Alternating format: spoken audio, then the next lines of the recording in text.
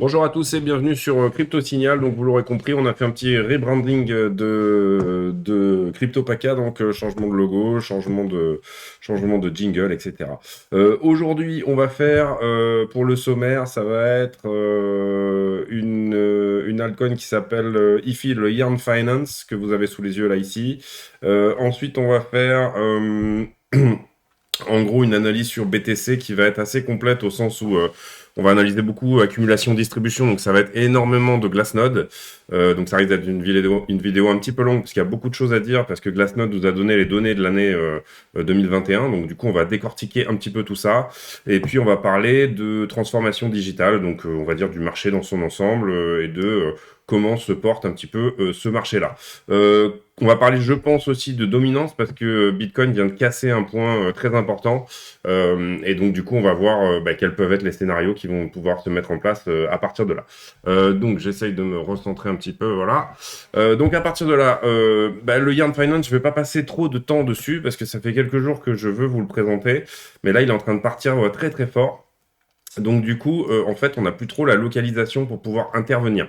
C'est pour ça que je commence aujourd'hui par l'altcoin, parce que en fait, on va passer vraiment très rapidement dessus. On va pas vraiment faire le fondamental. En gros, c'est de la DeFi, c'est une application de yield, d'assurance, etc. Enfin, vous pouvez faire plein de choses dessus, et c'est des choses qui se comportent en général très bien en cas de bear market ou puisque les gens doivent placer leur USDT quelque part, ils doivent forcément essayer de trouver une manière de yielder, de farmer tout cet argent qu'ils ont gagné. Donc voilà. Qu'est-ce qui se passe ici rapidement sur Yarn Finance? On voit que l'OBV là ici est croissant. Donc ça, c'est très très bon. Ça veut dire que malgré le dip là qu'on a eu, on n'a jamais eu un OBV aussi haut en fait. C'est-à-dire que l'argent rentre dans ce projet. Ça veut dire qu'à chaque fois que vous avez une bougie de vente qui pourtant fait descendre le prix, les bougies acheteuses sont plus importantes. Donc ça, c'est le on-volume balance. C'est très important à regarder pour les alts. Et ici, on a franchement un indicateur de momentum qui nous dit ouais, c'est un super projet, il faut l'acheter. Ensuite, ici, on a cross bullish. Vous voyez qu'au niveau de la MACD, on a recroisé le zéro ici et là on est en train de repartir sur un mouvement haussier qu'on voit qui est ici, qui est probablement pas terminé. Néanmoins, si là le prix se retournait, on aurait une divergence baissière ici, donc ça nous permettrait peut-être de rentrer sur ce projet. Pour le moment, moi je rentre pas parce que bon, vous voyez qu'on est en zone de rechargement, je vous l'ai tracé auparavant. On est de l'autre côté de la tendance, donc au niveau localisation c'est pas mal, mais néanmoins moi ce qui me dérange beaucoup, c'est que en fait, si vous voulez, ici on a déjà pris 100% en un mois, quoi. Hein. Donc, on est sur, ouais, c'est ça. Il a fait un x2 depuis le 14 décembre dernier.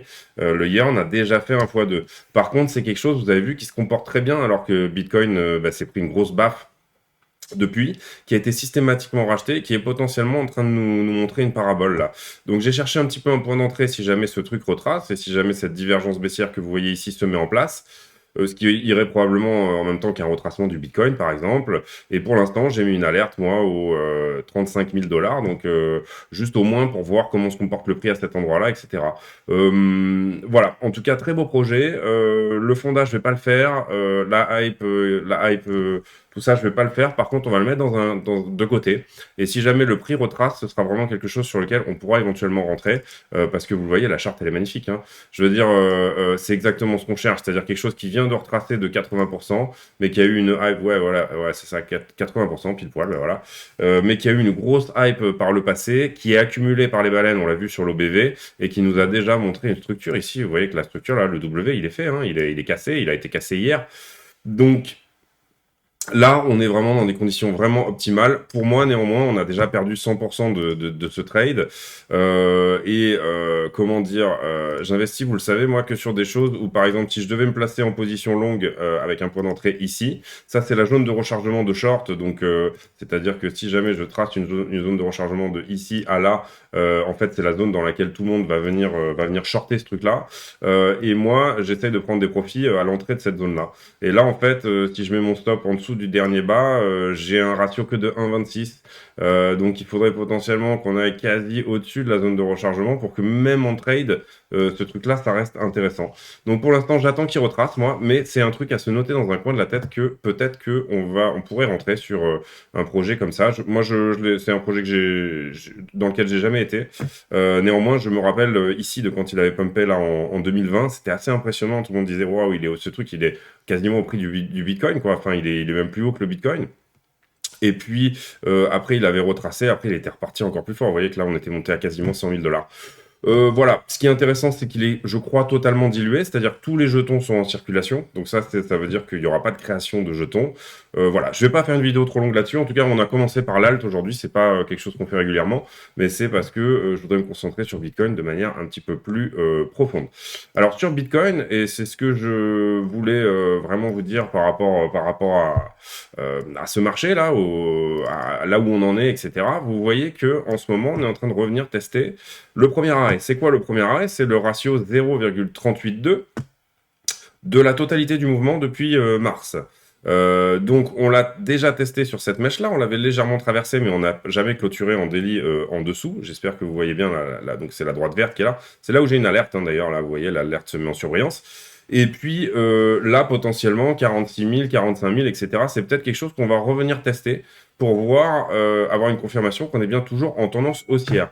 Le premier arrêt nous donne cette information qui est sûre que en fait, c'est un endroit où théoriquement les traders de tendance rachètent. C'est un petit peu la zone de rechargement des traders de tendance, voilà, on va dire.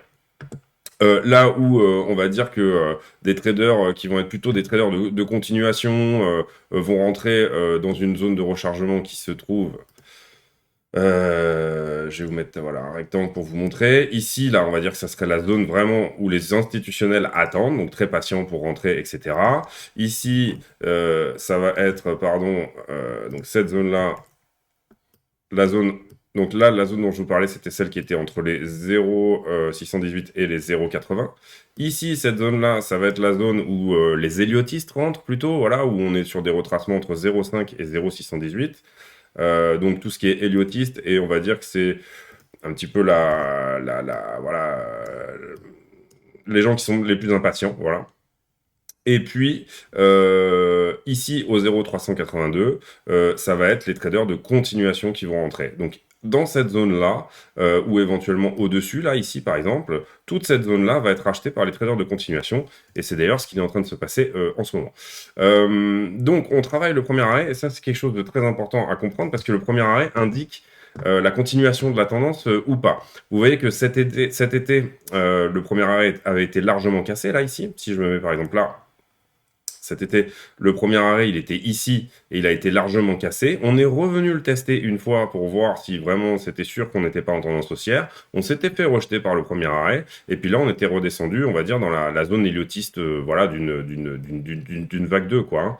Donc ça, c'est important à comprendre que vraiment le premier arrêt est un signal important ici. On peut le prendre aussi dans l'autre sens, c'est-à-dire qu'à l'inverse, si je mets un Fibonacci du plus bas au plus haut de la toute dernière descente qu'on a eue, ici, vous voyez, le 0,382, il est là. J'espère que c'est assez zoomé. Alors, ceux qui sont sur les téléphones, je suis désolé. Hein. Mais ici, on est revenu le tester aussi. Hein. Vous voyez qu'on est au 0,382 et on se fait rejeter au 0,382. Donc là, en fait, sur cette baisse-là entière, on va dire que le marché a voulu retester ce niveau pour savoir si on était vraiment encore en tendance baissière. On aurait repassé ce niveau-là, là, on repassait en tendance haussière, puisque le premier arrêt de cette tendance-là en entier était cassé. Donc voilà, donc on repassait vraiment sur une autre tendance, et là on s'est fait rejeter par le 0,382, et puis on est en train de latéraliser entre les deux. Donc il faut comprendre que ici, entre ce point d'alerte que j'ai mis là, et celui-là que je vais décaler ici, voilà. Entre les deux points d'alerte que vous avez, là, les deux droites qui sont là, eh ben, vous avez une zone de combat, qui est à peu près d'ailleurs le short dans lequel on est, hein, globalement, entre les gens qui se demandent est-ce que c'est le bear market, en gros, puisque si on casse ce premier arrêt, on va dire que c'est un signal, c'est pas forcément un bear market, puisque vous avez vu que cet été, on l'avait traversé, après on est repassé au travers. Mais est-ce qu'on est en bear market, ou est-ce que cette baisse-là n'est que tendancielle? C'est-à-dire que si on arrive à recasser le premier arrêt de cette baisse, bah forcément, on repasse tout de suite en tendance haussière, et on ne laisse pas cette tendance s'installer comme une tendance baissière. Vous voyez que là, pour l'instant, ça a plutôt une tête de tendance baissière pour le moment, c'est-à-dire que là, on est en train de faire quelque chose qui fait un peu comme ça, vous voyez. Il n'y a pas vraiment de signal fort qu'on est reparti. Ce qu'on aimerait, c'est recasser ici, par exemple, ce plus haut-là, hein, par exemple. Mais tout de suite, déjà dans l'immédiat, recasser ici le 38,2. Et pour moi, c'est même pas une histoire de haut du range ou pas, c'est plutôt vraiment le 38,2 de toute cette descente-là qu'on doit casser. Vous savez aussi que moi, assez souvent, je vous montre ça en figure chartiste, puisque c'est une autre manière de voir les choses et qu'elle est très intéressante, puisque les figures chartistes, elles donnent des objectifs. Donc c'est ça qui est vraiment très intéressant. Et qu'ici, on a un triangle ascendant qui n'est pas encore tout à fait formé, puisqu'il a que 2 points de touche. Donc on attendra éventuellement qu'il ait un 3e point de touche pour vraiment le valider comme un triangle ascendant. C'est la figure rouge, là, ici, sur le graphique qu'on est en train qu'on a essayé de réintégrer ici, vous voyez, et qui par contre au niveau support avait quand même pas mal de touches, voilà. On a aussi ici cette ligne là de tendance depuis le plus haut qu'on avait fait en avril ou mai, qui nous a dessiné un épaule tête épaule là ici, je sais pas si vous le voyez, mais qui est une autre figure chartiste épaule tête épaule inversée, qui ça a une figure totalement bullish et qui elle-même a une target qui est ici là, vous voyez, sur le trait vert que j'ai mis là. Donc on a cette épaule tête épaule, on a donc, je vous disais, ce triangle là ascendant qui est là, et puis on a aussi ce biseau en élargissement descendant ici.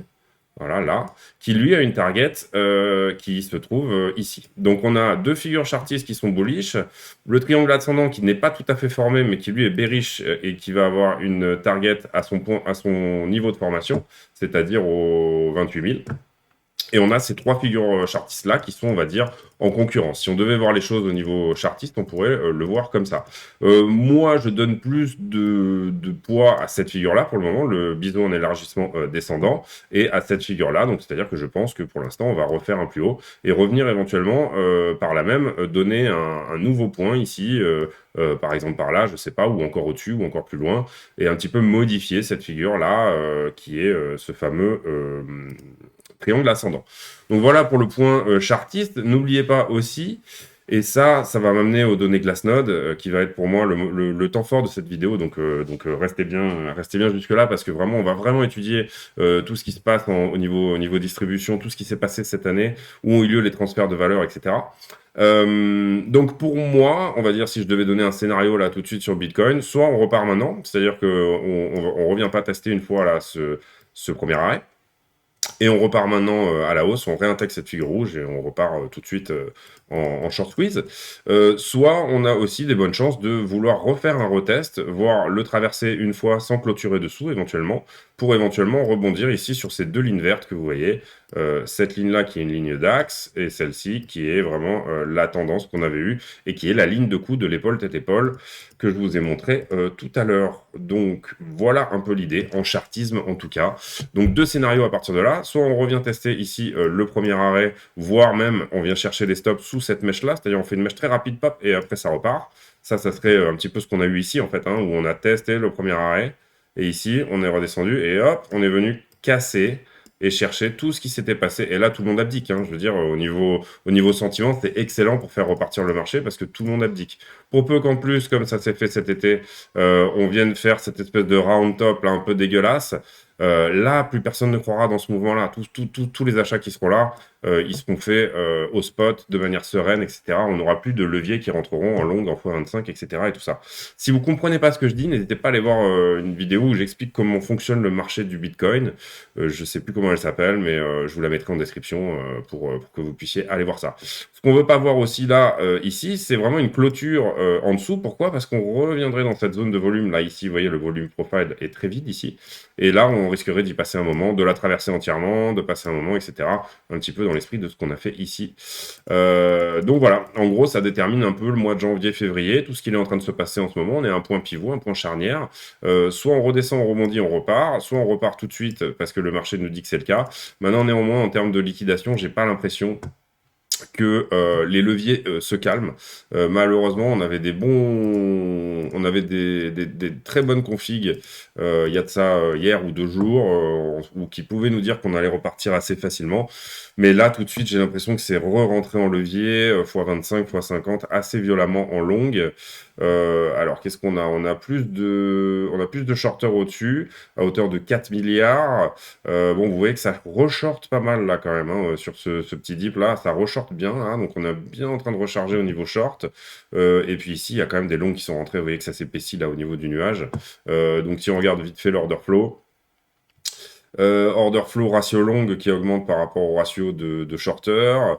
Par contre, le funding est en train de se reset, ça c'est très bon, alors que le prix monte, et ça c'est vraiment pas mal. Donc on pourrait être dans une config où les spreads commencent à donner un peu de la vie. Là, on voit qu'il y a quand même ça repasse en positif, en négatif, en positif, en négatif. Donc ça peut être aussi des... Ouais, on voit, non, ouais, ça recommence quand même un petit peu à prendre de la vie au niveau des spreads. Alors les spreads, ils vont vous dire, est-ce que la demande elle est plus importante sur le marché des dérivés ou sur le marché du spot? En fait, c'est la différence entre le spot ou les gens qui tradent en levier, donc shorter ou pas, hein, c'est voilà. Ici, on voit que au niveau du CVD spot, donc c'est un petit peu comme l'OBV, on voit que ça descend un petit peu, donc il y a un petit peu de vente quand même sur le spot. Et là, vraiment, c'est vraiment bien que le funding recommence à descendre, alors que... Ah non, pardon, excusez-moi, le prix est là. J'ai eu un bug là. Donc le prix descend, le funding descend, c'est tout à fait normal. On a plus de shorters qui rentrent, mais c'est quand même ça reste quand même une bonne chose. Ce qu'on veut voir, nous, c'est du funding un peu dans le rouge, là, comme ça. Et c'est pour ça qu'effectivement, à cet endroit-là, je vous disais, ah là, on a peut-être, si ça reste un petit peu comme ça, une bonne configuration pour repartir. Non, en fait, ça, c'est les contrats qui augmentent, l'open interest, excusez-moi, j'ai bugué. Donc là, ça veut dire qu'on a beaucoup de shorters qui rentrent. Donc c'est plutôt une bonne chose aussi, hein. Nous, on veut avoir de la liquidité au-dessus. On veut que les gens shortent de manière à pouvoir ensuite prendre leur liquidité. Et s'ils peuvent shorter en levier, c'est effectivement là, c'est pour ça qu'on étudie beaucoup les contrats perpétuels. S'ils peuvent shorter en levier, c'est encore mieux. Au niveau du carnet d'ordre, on va regarder rapidement ce qui se passe. Donc on a toujours des murs d'achat dont certains ont été fill, mais on a toujours le même mur d'achat ici, je crois. Ouais, c'est ça. Ouais, Alors, je vais peut-être me décaler par rapport, parce que là, je me rends compte qu'à chaque fois que je fais le carnet d'ordre, j'ai la caméra au milieu.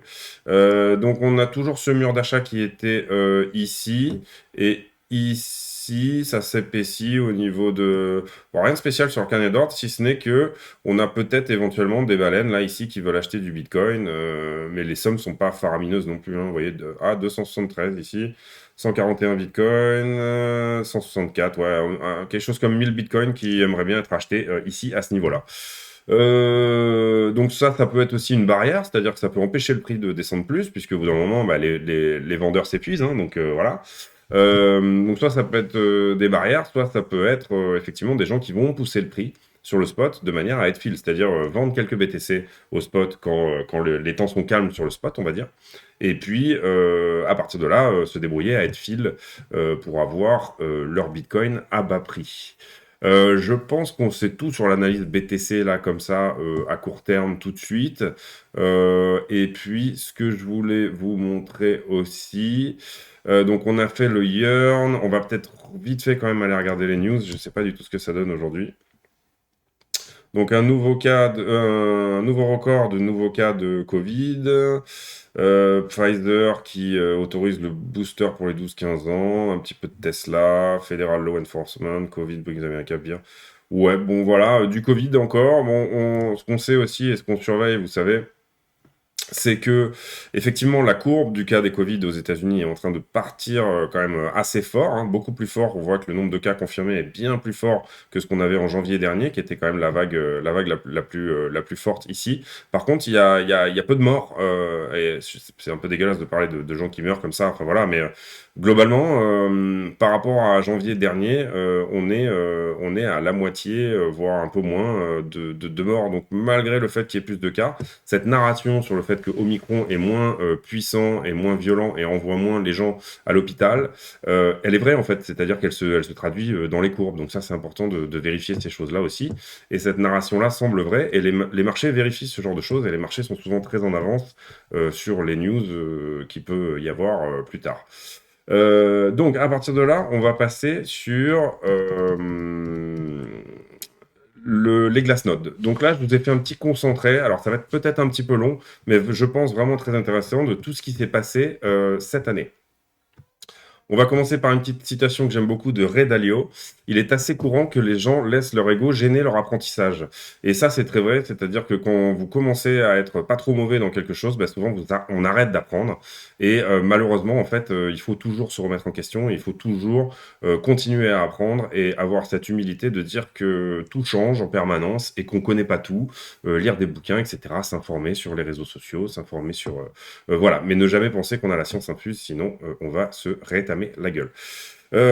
Donc, sur Glassnode, rapidement, ça c'est 2020-2021 en entier, d'accord? Donc janvier jusqu'à décembre. Et ici, c'est la supply donc toute l'offre de Bitcoin qui était gardée par les long-term holders, c'est-à-dire les gens qui gardent leur Bitcoin pendant longtemps. Et ici, on voit que pendant la montée depuis janvier dernier, en fait, tous ces gens-là ont distribué. Je ne sais pas si vous voyez, là, ils ont accumulé. Et à partir de là, à partir en fait, là, on doit être en octobre ou quelque chose comme ça, au premier dip, il y a un grand début de distribution. C'était des gens qui avaient des bitcoins depuis très longtemps. Ils les ont distribués ici jusqu'au top, là. Et puis, là, la courbe s'inverse, c'est-à-dire que même avant, ça marche pas mal avec le prix, mais avant que la courbe s'inverse totalement, on est en réaccumulation là par les long-term holders. Et je ne sais pas si vous arrivez à bien le voir, mais on réaccumule vraiment très fortement jusqu'au dernier ATH. Là, ça redescend pendant cette petite, donc ça redistribue pendant ce petit dip. Voilà, c'est des prises de profit, hein, c'est normal. Et puis là, ça remonte en fait. Donc là, j'ai l'impression qu'on est en réaccumulation. Vous allez peut-être mieux le voir ici. Donc ça, c'est plutôt sur un an. Donc c'est toujours la même courbe, hein, mais c'est sur un an. Là, vous voyez qu'on s'est fait distribuer par les long-term holders, donc les gens qui avaient du Bitcoin depuis longtemps, jusqu'au premier ATH, celui qu'on va appeler l'ATH d'avril. Ici, ensuite, après, ça a réaccumulé fortement. Et là, la baisse, elle n'est pas impressionnante. Vous voyez qu'elle n'a rien à voir. On est plutôt vraiment sur de l'accumulation par les long-term holders. À l'inverse, ça, c'était les short-term holders, et c'est normal que la courbe, elle soit inversée, hein, y a aucun souci là-dessus. Mais vous voyez que les short-term holders, eux, ils en ont accumulé jusqu'à l'ATH, et ils se sont plutôt fait rétamer la tronche, au sens où là, ils ont tout vendu, et là, ils sont très peu en réaccumulation. Donc ça, c'est intéressant à regarder.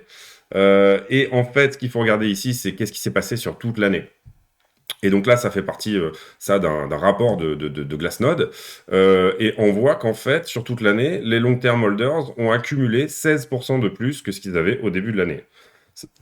Pardon, ça c'est juste sur un an. Et les short-term holders, eux, ont perdu 32% de ce qu'ils avaient par rapport au début de l'année. Donc il y a un déclin de 32%. On voit que voilà. Ce qui s'appelle la sovereign supply, ce que vous voyez ici en fait, c'est les gens qui ont leur propre Bitcoin, puisque vous savez que dans l'offre de Bitcoin, il y a les échanges qui sont obligés d'avoir une réserve de BTC, voilà, admettons, pour vous les prêter, pour les shorters, etc. Enfin, c'est normal que les échanges aient des BTC. Pour les mettre en collatéral sur d'autres choses, etc. Bon, voilà.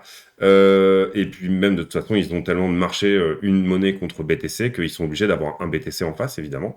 Donc voilà. Et là, de l'autre côté, la sovereign supply, c'est en fait nous, c'est-à-dire les gens qui ont du Bitcoin, mais qui sont souverains sur leur Bitcoin, qui n'ont pas qui les ont en ledger en fait. Hein, voilà. Même pas qu'ils les ont en ledger, mais qu'ils les ont en c'est leur propre token. Ils peuvent être par contre placés sur des échanges. Ça, c'est ce qui appartient aux échanges, et ça, c'est ce qui appartient aux gens, même sur les exchanges. Et là, on voit très bien la courbe des long-term supply. Vous voyez qu'ici, elle augmente fortement. On passe à 13 millions de BTC. Et la courbe des short-term supply, qui, elle, par contre, évolue toujours à l'inverse. Et c'est normal, hein, je veux dire, puisque c'est normal que ça soit exactement l'inverse, puisque bah, quand vous accumulez à long terme, vous vendez forcément à quelqu'un qui le prend à court terme. À chaque fois que vous vendez, voilà. Ici, on a le pourcentage de l'offre qui est en profit. Et ça, c'est un indicateur très important à regarder parce que souvent, quand on dépasse les 95% de Bitcoin en profit, vous savez qu'à un ATH, on est à 100% des Bitcoins en profit, puisque le prix du Bitcoin n'a jamais été aussi haut. C'est normal que 100% des gens soient en profit sur Bitcoin à ce moment-là. Donc là, on a été à 100% à ce niveau-là, là, vous voyez. Et dès qu'on est à plus de 95, donc assez proche d'un ATH, il y a forcément des petits dips qui se créent, puisqu'il y a des gens qui prennent profit. À partir du moment où 95% des gens sont en profit, il y a des gens qui le prennent. Et là, on voit que c'est le range actuel. Alors bon, ici, le rapport s'arrête au 27 décembre, donc ça, c'est le rallye de Noël, en fait. Depuis, on a corrigé, hein. Mais le rapport s'arrête au 27 décembre, mais c'est quand même intéressant de regarder. Et vous voyez qu'entre le bas du range, ici, on avait 71,32% des bitcoins qui étaient en profit en bas du range. Donc le bas du range, en fait, bah, c'est le gros spike qu'on a fait tout en bas, là. Donc c'est les 45, voilà. Et le haut du range, ici, vous avez 80%. Donc, ne serait-ce qu'au sein du range, on a 10% des gens en profit qui changent On a 10% des gens qui peuvent passer en profit ou pas. Donc, c'est pour ça qu'évidemment, souvent, les ranges, ils s'auto-nourrissent, puisque vous avez 10% des gens qui vont vendre le haut du range parce qu'ils considèrent que là, ils ont gagné profit. Tous ceux qui ont acheté ici peuvent être des traders de range, hein, ça s'appelle comme ça, et prendre profit ici. Donc, on peut rester là-dedans pendant assez longtemps. La troisième chose aussi, et ça je veux vous montrer, c'est ici c'est l'amplitude. Là aujourd'hui on est au 47 par exemple, donc je vous ai redessiné un petit peu cette box là. Et en fait, actuellement, on a 75% des bitcoins qui sont en profit, donc c'est très peu, hein. Enfin c'est très peu, non, mais voilà, c'est un chiffre qui n'est pas très fort. Et vous voyez que ça, il faut le voir un petit peu comme un volume profile, c'est-à-dire qu'à chaque prix, vous avez le volume qui a été échangé dans cette zone. Donc ça, c'est le profit que moi j'ai en latéral sur mon graphique, par exemple, depuis les débuts du Bitcoin. Donc ça s'appelle le UTXO. Et ici, vous voyez qu'on a 25% de l'offre là qui est underwater, donc sous l'eau, qui n'est pas qui n'est pas en profit. Voilà. Donc ça représente quand même un ratio quand même assez important. Et on voit que dans la zone dans laquelle on est, donc celle du range, on va dire qu'elle s'arrête ici, là, au 50. En fait, c'est toute la zone du range, là, c'est ce pic-là, hein, en gros. Voilà. Toute celle. Alors, ce prix-là a été échangé à d'autres endroits, mais là, ici, c'est celui qu'on est en train de former, il est exactement là. Et ben, on a quand même pas mal de monde, quoi. C'est-à-dire qu'il y a beaucoup de volume qui a été fait dans cette zone. La question maintenant, c'est est-ce qu'on repart dans cette zone ou est-ce qu'on repart dans celle-là, bien évidemment. Ça, c'est intéressant aussi. Et ben ça revient un petit peu à ce que je vous disais tout à l'heure, c'est-à-dire que ça, c'est entre les long-term holders et les short-term holders, qui c'est qui en profite et qui est en perte. Donc du coup, ce que vous voyez ici, c'est que là, on avait très peu de long-term holders qui étaient en perte, même au dip ici En fait, les long-term holders ont commencé à être en perte à partir de là. Et puis, sur toute cette zone-là, ici, là, sur toute cette zone, les long-term holders Excusez-moi, j'ai dit en perte, oui, en profit, je veux dire, ils étaient tous complètement en profit.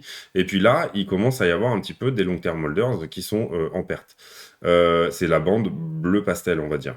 Et ici, la bande plus foncée, c'est les profits. Et donc, c'est pareil, c'est normal. Ici, en fait, comme le prix a augmenté très fort, on avait des short-term holders qui étaient en profit, énormément, beaucoup plus en proportion, on va dire, que quand l'année a commencé, si vous voulez, les short-term holders étaient pour beaucoup en très gros profit. Et puis, en fait, ils se sont fait distribuer dans les gencives pendant toute cette montée-là, par eux. Vous voyez que leur courbe à eux, elle diminue. Et puis ils se sont fait distribuer. Et puis au bout d'un moment, là, on se rend compte que pendant l'été, les short-term holders étaient complètement sous l'eau, là. Vous voyez, ici. Puisqu'il y en a très peu, là, ici, qui étaient en profit, en fait. Et puis petit à petit, ils ont repris profit. Et là, en fait, on est arrivé ici, quand on est arrivé au nouvel ATH, à un moment où tout le monde était littéralement en profit. Et donc cette correction, elle est plutôt saine, elle est plutôt normale, puisque tout le monde prend ses profits avant la fin de l'année.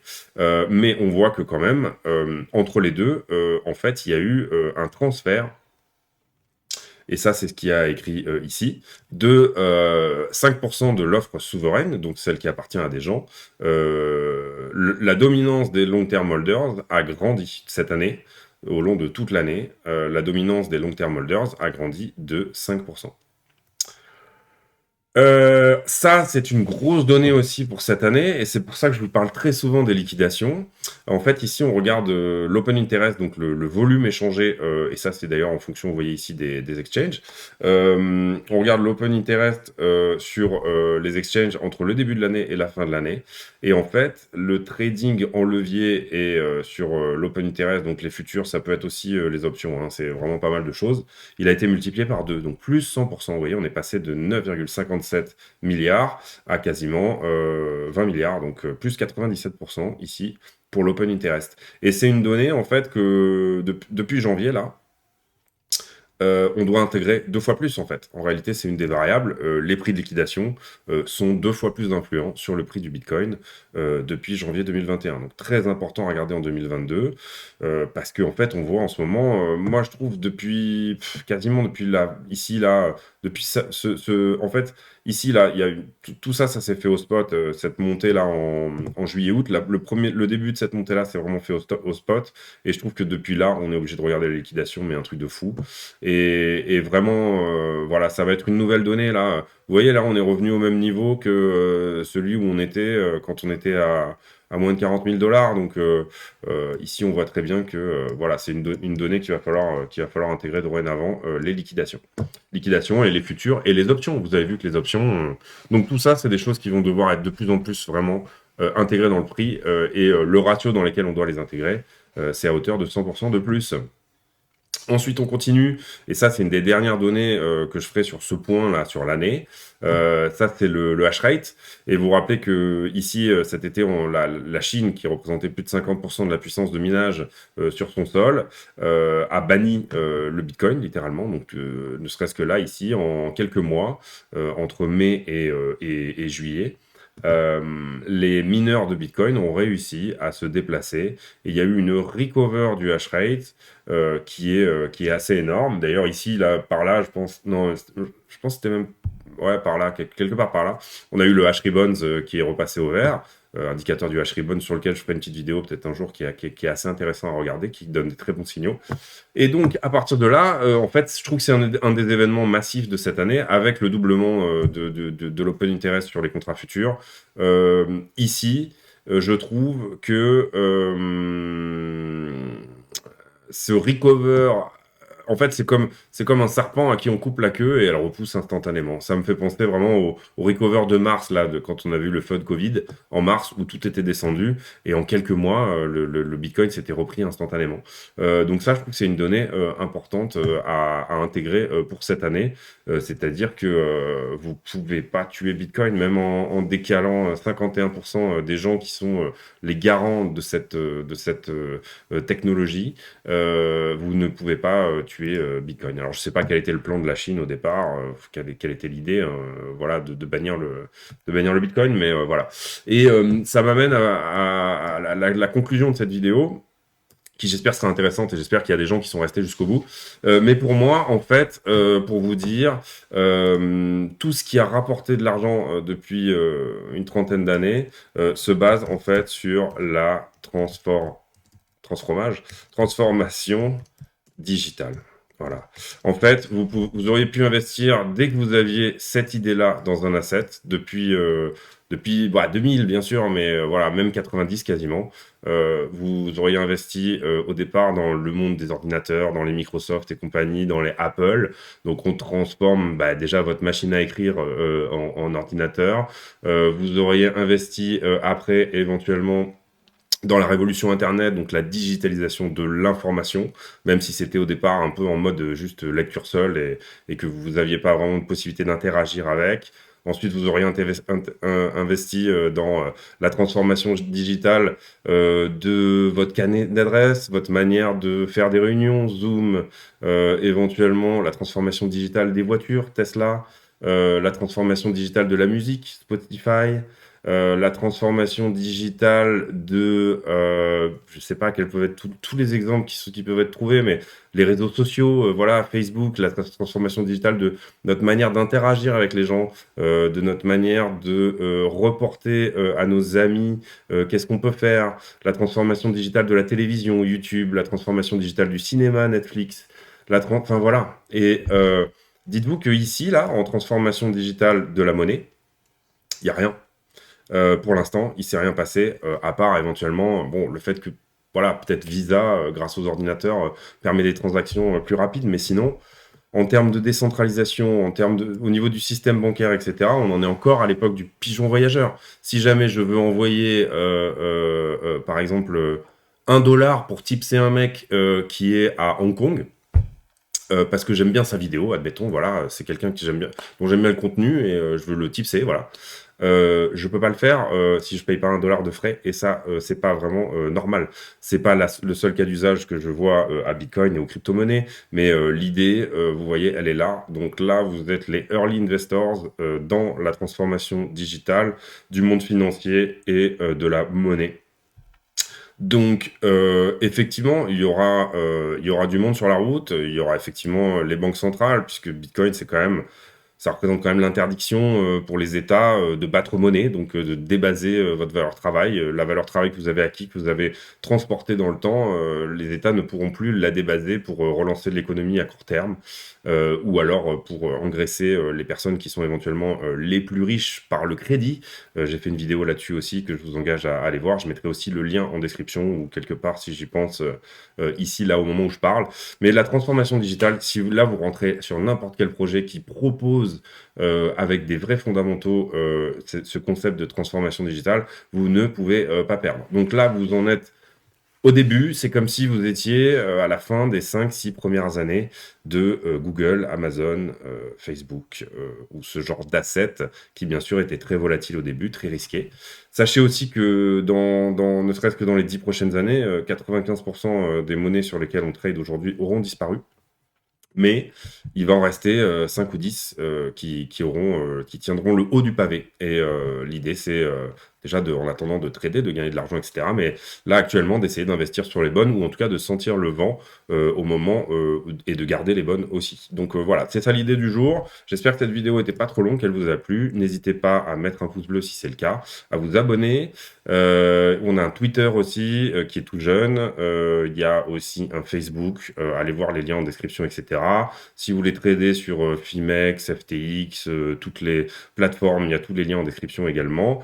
Et voilà, surtout abonnez-vous, mettez la cloche, regardez les vidéos quand elles tombent. Si elles vous intéressent, n'hésitez pas à mettre un pouce bleu. C'est vraiment sympa. La chaîne est toute jeune. Donc voilà, j'espère que tout ce contenu-là vous plaît. À très bientôt. Salut.